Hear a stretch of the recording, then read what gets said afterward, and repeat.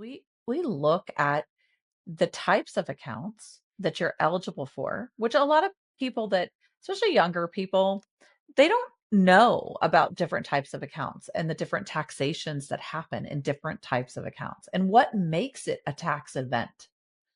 So that's a real added value that we can provide.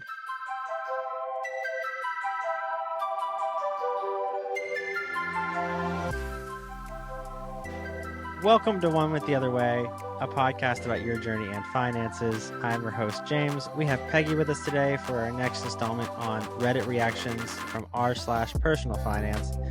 In this episode, we're actually kind of going into advisor fee structure, figuring out what is the good financial advisor fee cost, what should I expect? And so the first question we have today, Peggy, says financial advisor fees based on total assets or by account. It says, I'm reviewing a new agreement from my financial advisor that I've worked with for a number of years. I noticed in this new agreement, I'm not sure about the original agreement, that the tiers are based on each account, not total assets being managed. So if I had $5 million in one account, I'd pay $10,000 on the first million, $18,000 on the second million, and $16K on the last $2 million for a total of $44K. However, if I spread the $5 million evenly across 5 accounts, I'd pay 1% across the board, so $50,000. Of course, I have a bunch of different accounts because some are pre-tax, some are post-tax, etc. While I don't have $5 million under management, I was surprised and felt like the per account provision seemed nickel and dimey. Is that common or standard in the industry? For all of our clients that are actually listening right now, we have recently sent out some amended agreements. And, it's always difficult to have the conversation about how we're compensated for our work, right? And we've talked before in the past about how we have to do continuing education and we have to stay up on things. We have to listen to, we do a lot of work besides just sit in front of the client and talk with the client. So when you're talking about account charges, individual account charges, those charges are for us to manage that account, right?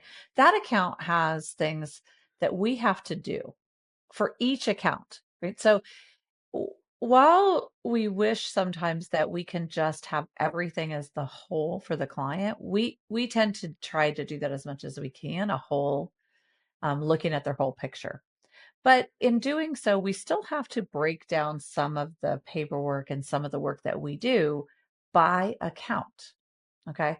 So that's just one of the things that makes each account different. We have to handle it different. It's different reporting. It has, sometimes we have to report things on every account, right?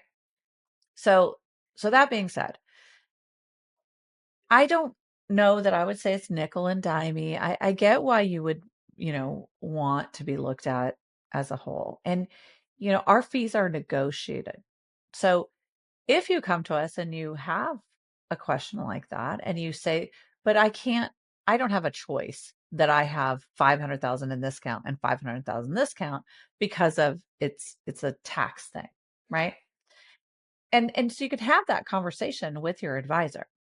And they may or may not change the way that they handle yours. Our agreements say that at our discretion, we can aggregate your accounts. Right? So there may be some times where we will, but there may be reasons that we don't. So say somebody has something like an alternative investment and that account has to be separate and it may require there's a lot of different paperwork. So we may not want to aggregate all of the accounts for whatever reason. There may be multiple different reasons, the type of investment you have in there, how much management that account takes, what's the reporting requirements on that account. But I would say talk to your financial advisor and ask them those questions. Can you aggregate my accounts? Can you lower my fee? If I do this, will you lower my fee? Some people have us manage accounts for them, and then they also have other people manage their accounts. Maybe you say to your financial advisor, if I bring all of my accounts to you, will you lower my fees? So that's the first thing that I would say. I think that there's just a lot of misconception. So if you're paying financial planning charges, that's another negotiating point for you. a lot of advisors will give you a discount on your account charges if you're also paying financial planning charges. So those are annual charges that are outside of your accounts. So that is for things like when we talk about budgeting with you, when we talk about sale of a house, when we talk about education expenses, the things that are outside of managing your actual asset. So again, account charges are account based. That's for that account. Financial planning is for your whole picture.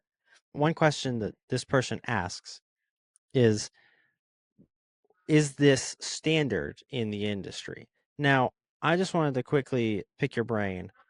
Off the top of your head, what would you say is a standard in the industry? Is there even a standard to compare if you're looking at different financial advisors? What should be expected for someone who maybe hasn't talked to a financial advisor before?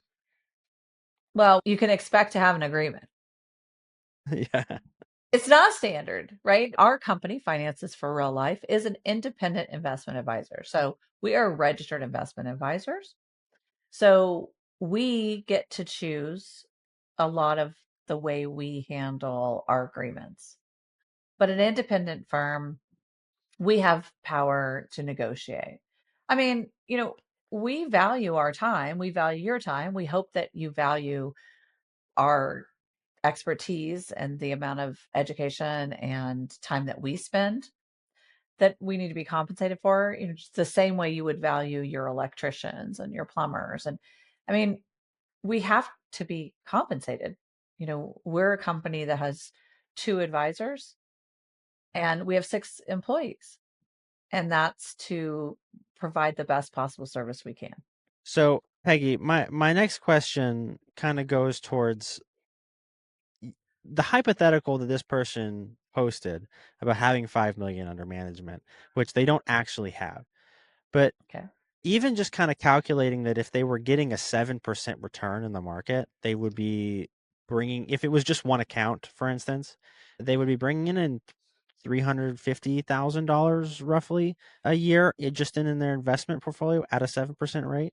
So my question is, what's the value add of having an advisor, knowing that, yeah, you might be paying $50,000 if you're at that 5 million mark for this person, but you're also bringing in a gain of 350,000 plus whatever add-on benefits you have to having a financial advisor looking at your whole picture. Where do you see value add in this equation?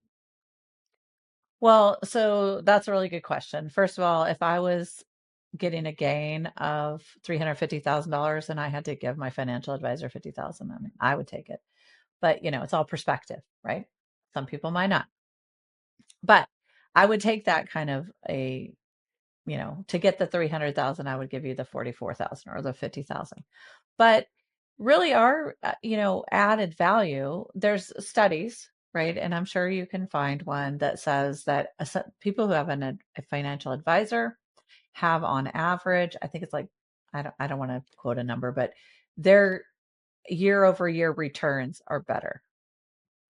The other thing that's value added to us is that if you say you do have $5 million and you have it over different accounts, our value add is also that we're going to have strategies to help you with taxes. We're going to have strategies to put you in different types of accounts so that your accounts are diversified.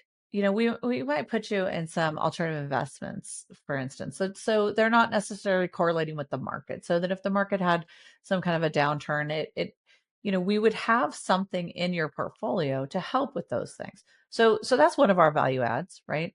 Rather than a person who just has a robo advisor that's just tracking the S&P or something. And the other thing Sure. that we do is tax advantages. We look at the types of accounts that you're eligible for, which a lot of people that, especially younger people, they don't know about different types of accounts and the different taxations that happen in different types of accounts and what makes it a tax event. So that's a real added value that we can provide.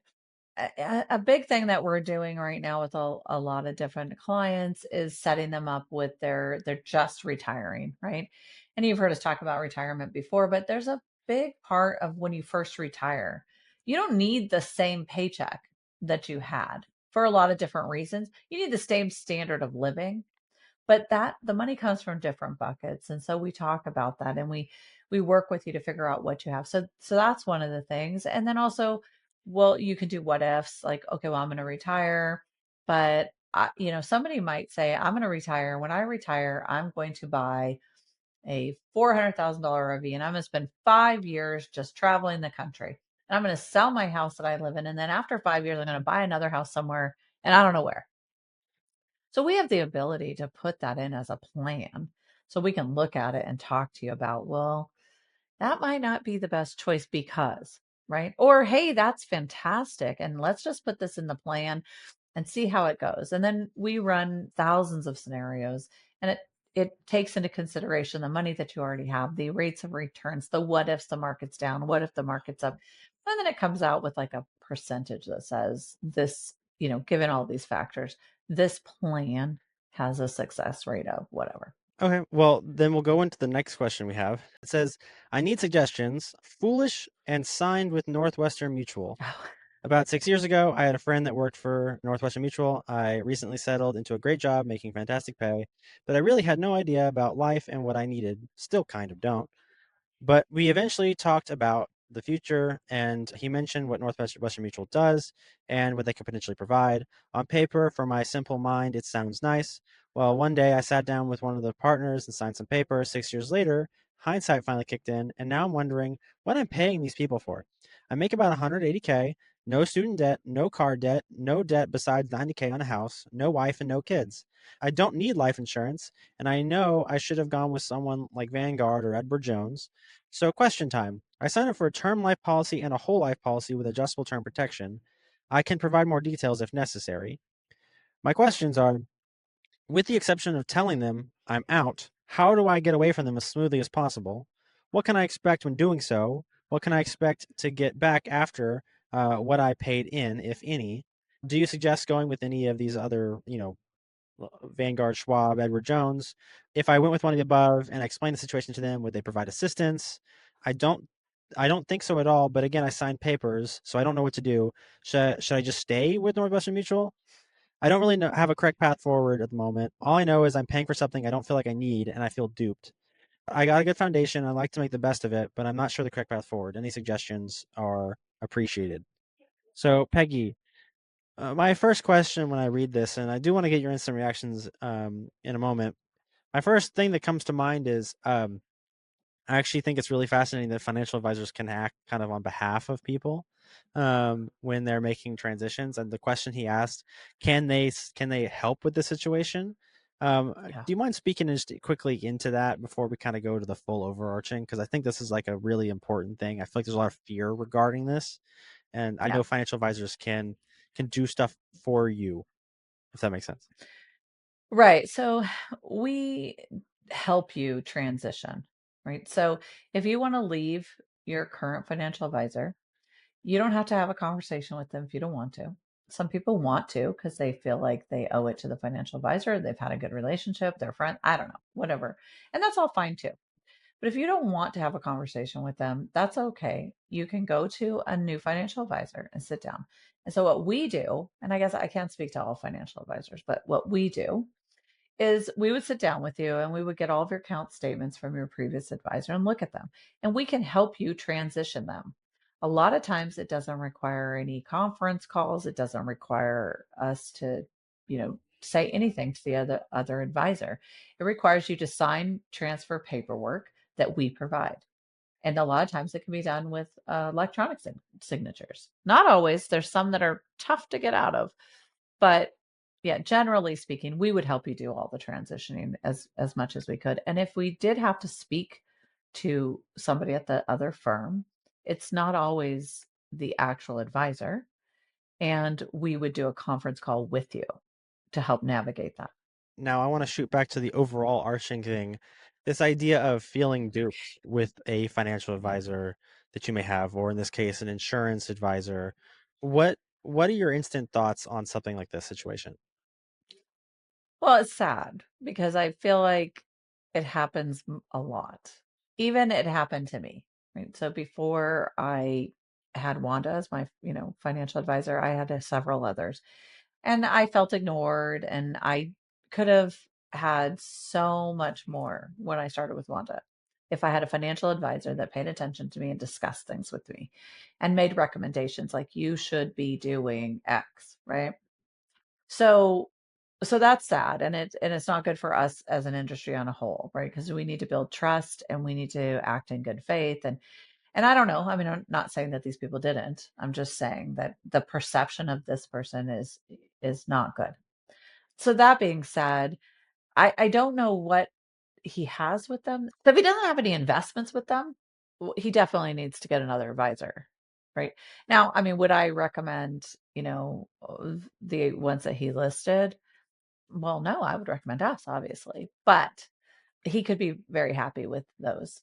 What I would recommend is that you find somebody, maybe you shop around and you get somebody that you trust and that meets with you and respects your wishes, right? Because our thing is your life, your real life, right? So it's your life. And so we try to set aside our personal, things that we would do because it's your life.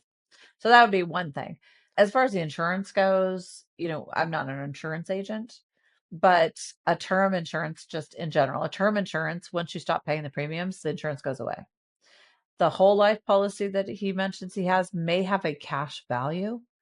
And so that policy would perhaps have a cash value if he got rid of it, but maybe, there's a different way that he could do some type of an exchange. I would talk to an insurance agent. And yes, if he has no family, I'm not quite sure why he initially signed up and wanted this type of, an insurance policy. So there's that. But I do think that with his income and where he is, he should start investing for his future. So I think that getting a financial advisor, yes, getting one that also does insurance, might be a good thing for him too, since he already has some insurance policies that obviously are part of his overall financial picture and should be looked at and reviewed. If you yourself ever feel like you want to make a change, you can find us at Finances for Life. You can have a conversation with Peggy, talk about your plans, talk about what you want to do. You can find us at financesforlife.com. Schedule appointment button is the top right of the page. You can also keep listening to this podcast. We post every 2 weeks. We're on Spotify, Apple Podcasts, and YouTube. And then we're also on social media, so you can find us on Instagram and LinkedIn as well. Thank you so much for listening to today's episode. We hope you enjoyed it, and we look forward to hearing you in the next one.